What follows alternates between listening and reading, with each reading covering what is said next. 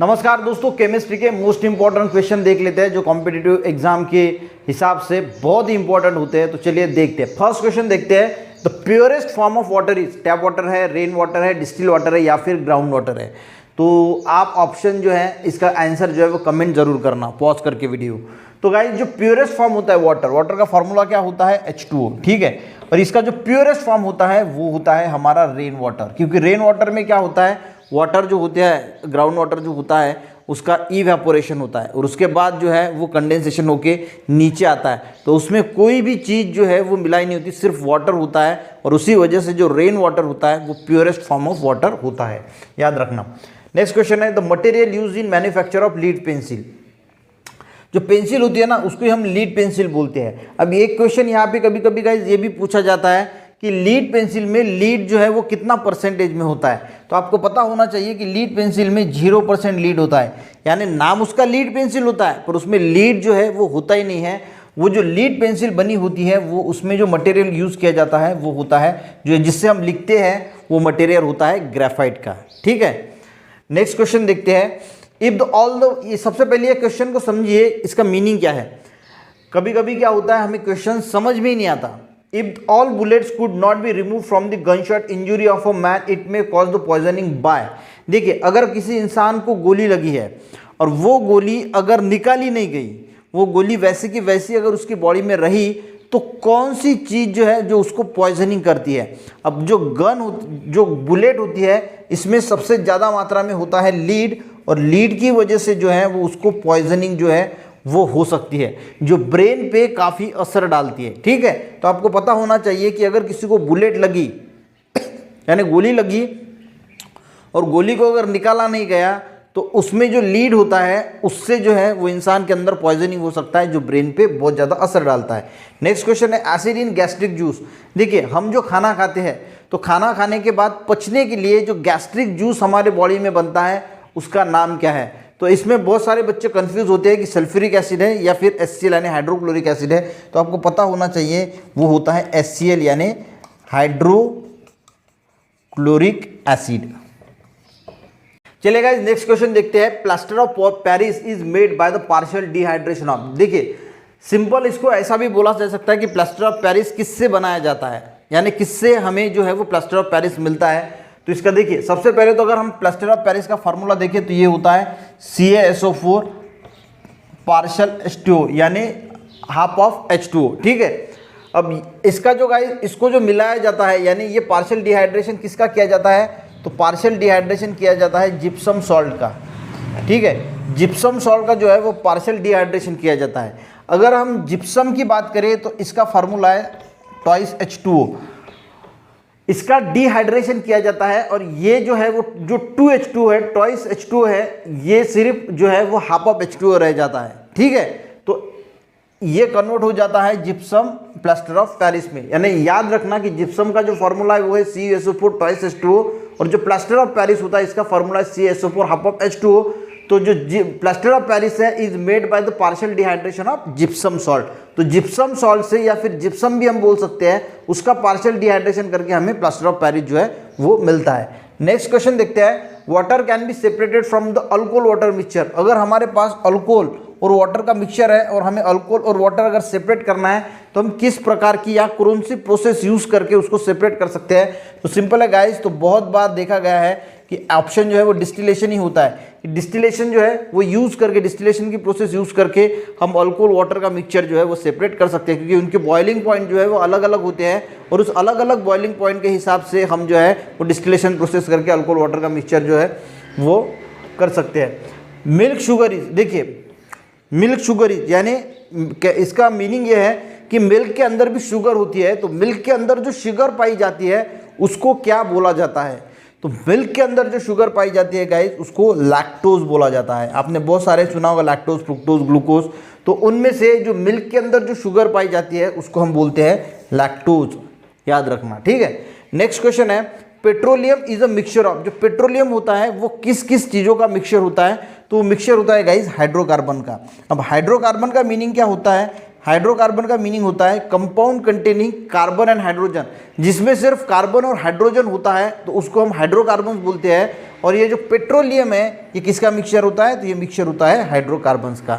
Next question देखते हैं guys, the gas used for filling the weather balloon is, देखिए जो वेदर बलून्स होते हैं यानी जो बलून्स गुब्बारे हम छोड़ने के बाद ऊपर चले जाते हैं हवा के साथ, जो है वो ऊपर ऊपर ऊपर बहुत ऊपर चले जाते हैं, तो उनको बोला जाता है वेदर बलून। तो उन वेदर बलून्स में क्या फिल किया जाता है, तो आपको पता होना चाहिए। देखिए एयर तो फिल कर नहीं सकते, क्योंकि एयर अगर फिल करेंगे, सिर्फ हवा फिल करेंगे तो पूरी हवा ही है, तो वो ऊपर नहीं जा सकेगा, क्योंकि उसकी डेंसिटी और एयर की डेंसिटी सेम होने की वजह से वो जहाँ है वहाँ ही रहेगा।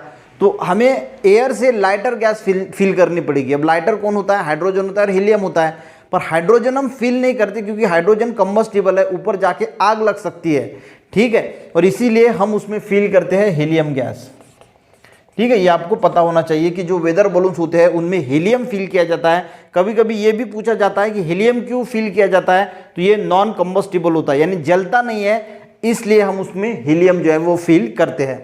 नेक्स्ट क्वेश्चन देखते हैं, hydrogen is not found in atmosphere because, देखिए हाइड्रोजन एटमॉस्फेयर में अगर हम बात करें, एयर में कॉन्सेंट्रेशन सबसे ज़्यादा होता है नाइट्रोजन, ठीक है 78%, उसके बाद होता है एयर वो होता है 21%, उसके बाद होता है नोबल गैस होता है एक ऑर्गन वो होता है 0.9% और बाकी होते हैं अदर गैसेस। तो हाइड्रोजन यहाँ पे हमें कहीं भी नहीं दिखता, होता भी होगा तो बहुत माइन्यूट निग्लिजिबल अमाउंट में होता है। तो ये इसलिए होता है क्योंकि हाइड्रोजन सबसे हल्का गैस है और हल्का होने की वजह से वो एटमॉस्फेयर के बाहर चला जाता है, इसीलिए जो है वो हाइड्रोजन जो है वो एटमॉस्फेयर में नहीं पाया जाता। तो इसका आंसर होगा it is the lightest gas, और इसी वजह से जो है वो हाइड्रोजन जो है वो एटमॉस्फेयर में नहीं पाया जाता। नेक्स्ट क्वेश्चन है, what is the iodised table salt, ये एलिमेंट है या फिर कंपाउंड है या फिर हेट्रोजीनियस मिक्सचर है, होमोजीनियस मिक्सचर है। देखिए जो टेबल सॉल्ट होता है इसका फॉर्मूला, सॉल्ट का फॉर्मूला क्या है NaCl, और इसमें आयोडीन मिलाया जाता है। आयोडीन के फॉर्म में इसमें सोडियम आयोडाइड या फिर पोटेशियम आयोडाइड जो है वो मिक्स किया जाता है। तो NaCl में हम मिक्सचर कर रहे हैं, ये मिक्सचर हो गया।